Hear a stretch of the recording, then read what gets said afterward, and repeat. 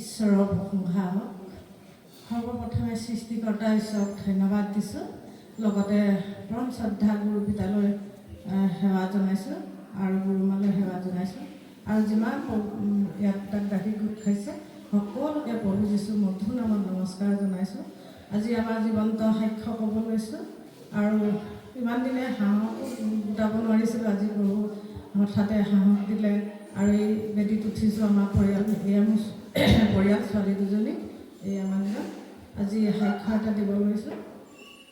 মই 2008 চনৰ পৰা বেমাৰ এটাত ভুগি আছিলোঁ। বেমাৰটো এনেকুৱাই বেমাৰ, আজি বেদীত উঠাটো বাদ দিয়ক, মই সেই বেঞ্চতে বহি থাকিব নোৱাৰা এনেকুৱা হৈছিলে। অনবৰতে মোৰ লেট্ৰিনৰ প্ৰব্লেম হৈছিলে।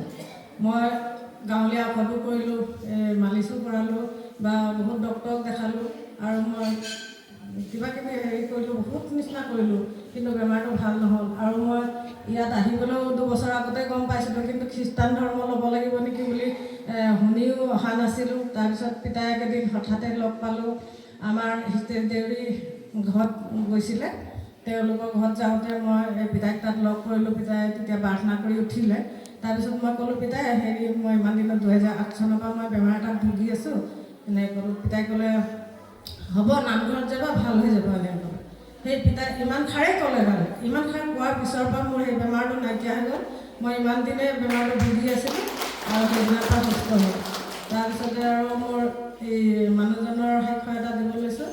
মানুহজনৰ চাকৰি আছে, চাকৰিটো তেজপুৰত আছিলে।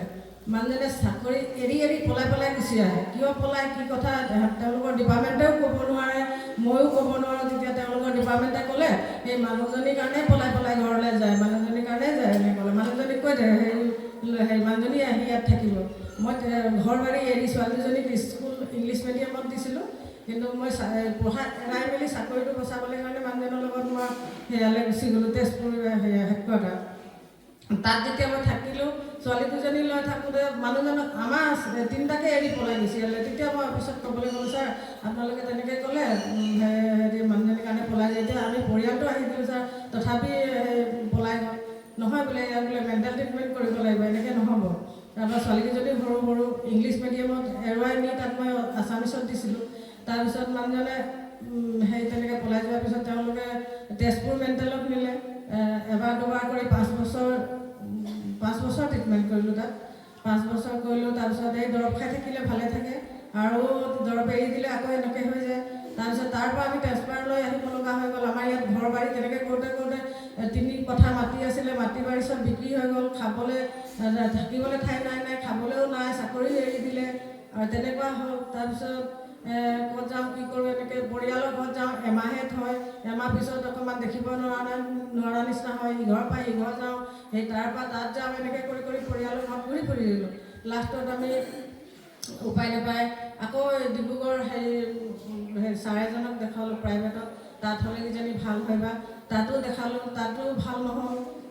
তাতো 5 বছৰ কৰিলোঁ, সিফালে 5 বছৰ, ইয়াত 5 বছৰ। দৰৱ খাই থাকিলে ভালে থাকে, আকৌ হৈ যায়। তাৰপিছত আকৌ অকল পলাবই বিচাৰে, তাৰমানে মানুহক ছাছপেক্ট কৰে, অফিচাৰক লগ বন্ধু ভয় কৰে, সেনেকৈ হৈছিলে। তাৰপিছতে আৰু এই কি বুলি কয় হেৰি, তাৰপিছত মই মনতে ভাবিলোঁ, মই য'ত গৈ মোৰ লেট্ৰিনৰ প্ৰব্লেমটো ভাল হ'ল, এই পবিত্ৰ গৃহলৈ আনিলোঁ। পবিত্ৰ গৃহত অহাৰ দিনাখন এনেকৈ পাক খাইছে, এনেকৈ জাৰ গুটি ওলাইছে, মানে গোটেই গা নোম থিয় হৈ গৈছে। তাৰপিছত হেৰি পৰু হয় নপৰে, পৰু হয় নহয়, 3বাৰ আনিলোঁ, 3বাৰো এনেকৈ হয়।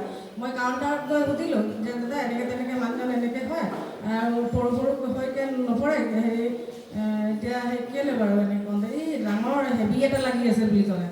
তুমি বোলে কষ্ট কৰিব লাগিব, তুমি 3 দিনীয়া লঘোণ দিব লাগিব। তেতিয়া মই লঘোণৰ বিষয়ে একো নাজানো, কেনেকৈ কি কৰিব লাগে, আপুনি গুচি আহিব শুকুৰবাৰে বোলে ইয়াত লঘোণটো দি দিব। তাৰপিছতে এবাৰ লঘোণ দিলোঁ। লঘোণ দিয়াৰ পিছত হেৰি মানুহজন নিজে আহিম বুলি ক'লে চাকৰি।